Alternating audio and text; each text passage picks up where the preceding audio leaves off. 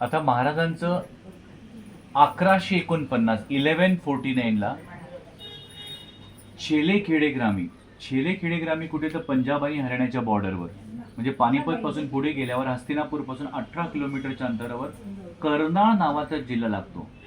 त्या कर्नाळ जिल्ह्यात बेगमपूर नावचं गाव, आणि बेगमपूर गावला एक वटवृक्षाच्या झाडाखाली एक छोटंसं गणपतीच्या देवळासमोर एक लहान मुलगा, त्याचं नाव विजय सिंग, तो रोज एकटाच गोट्या खेळायचा. एकदा स्वतःचा खेळायचा, एक डाव गणपतीचा खेळायचा, आणि गणपतीला प्रार्थना करायचं मित्र समजून की बघ तुझा पण डाव मलाच खेळायला लागतो, येणार आहे खेळायला. त्यांना असं वाटायचं मूर्तीतून साक्षात गणपती बाप्पा येऊन खेळणारच. रोज अशी प्रार्थना करायचा, प्रार्थनेला यश मिळेना, कोणी मित्रही येईना, म्हणून एके दिवशी गणपतीचा एवढा राग आला की तो स्वतःचं डोकं गाभाऱ्यात आपटायला लागला, आणि त्या क्षणी धरती दुबंगली, म्हणजे सौम्य भूकंप झाला, आणि स्वामी समर्थ महाराज 8 वर्षीय बालकाच्या रूपात त्यांचं प्रगटीकरण झालं. जसं प्रगटीकरण झालं, विजयसिंग नावाच्या या लहान मुलांनी डोळे घट्ट बंद करून डोळ्यावर असा हात तेच नाहीये, पण एप्रिल मे महिन्यात पाहिलं तर आपण ऑक्टोबर मध्ये तर आपल्याला कळतं बापरे सूर्याची काय ताकद आहे, पण एक सेकंदही पाहू शकत नाही.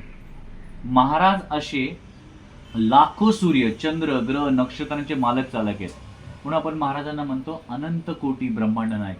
तर महाराजांचं वलय काय असणार, म्हणून कधी कधी म्हणतो ना महाराज दर्शन द्या, पण ते वलय सहन करू शकणार नाही.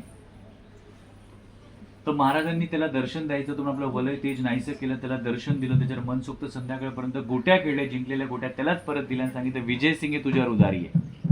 तर विजय सिंग दुसरा कोणी नसून आपल्याच गिरगावातले हरिभाऊ तावडे. हरिभाऊ तावडे म्हणजे कोण? स्वामी सूत, ज्यांना अफूच्या धंद्यामध्ये नुकसान झालं, आणि 1872च्या आसपास जेव्हा महाराजांना भेटले तर महाराज पहिल्याच भेटीत बोलले काय अफूच्या धंद्यामध्ये नुकसान झालं तर आला मला भेटायला. आणि या हरिभाऊ तावडेंना स्वामी समर्थ महाराजांनी अक्कलकोटला जो शेकनूर दर्गा आहे चक्क त्यांना आपल्या मांडीवर बसवलं, आणि हे 3 बोटं सांगितले माझ्या पोटावर उलट्या दिशेने फिरव, म्हणजे अँटी क्लॉकवाईज. तर त्यांना मागचे 8 जन्म आठवायला लागले. काय आठवला की 1149ला गोट्या खेळणारा दुसरा कोणी नसून तोच होता. आता स्वामी समर्थ महाराजांना गुरूंचे गुरु म्हटलं जातं, कारण गजानन